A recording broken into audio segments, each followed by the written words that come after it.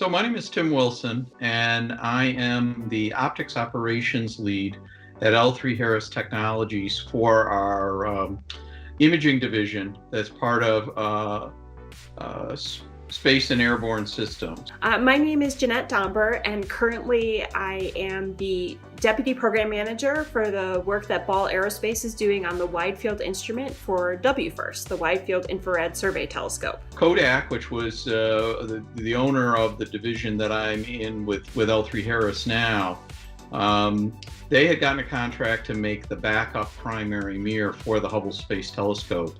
And they were working on that project starting in about 1979, 1980.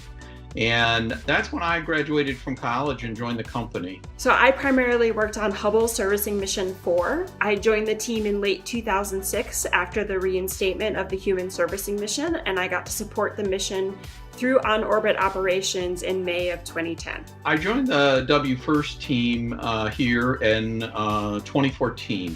I have been working on WFIRST for I think about 4 years now. I started on that program when Ball was in the pursuit phase to win a role on the program. So I got to work on some of the early studies that we did for NASA. And we have been on contract for parts of the Wide Field Instrument since May of 2018. The specifications are about the same for the mirrors. But today, the technology and the precision that we can measure those parameters in the mirror is much better than it was in 1980. I mean, back then we didn't have desktop computers. We had a lot of computer data programs that were running off of punch cards and Fortran programs and things like that.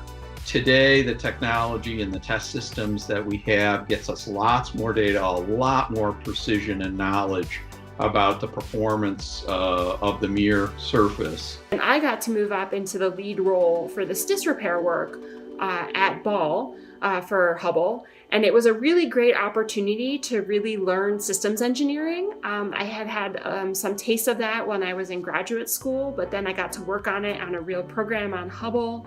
I was responsible for making sure that all aspects of the repair that we were working on came together, and we delivered the hardware that the astronauts could install to do that open heart surgery in space.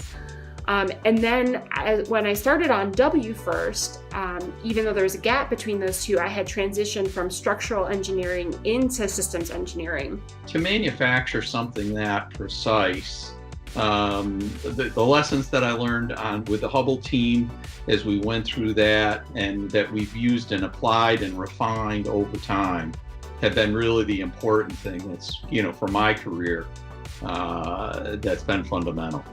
When we put together our WFIRST team, we really made sure that we channeled some of the things that we had learned on Hubble to make sure that we had that team that was excited to work on a mission like WFIRST together.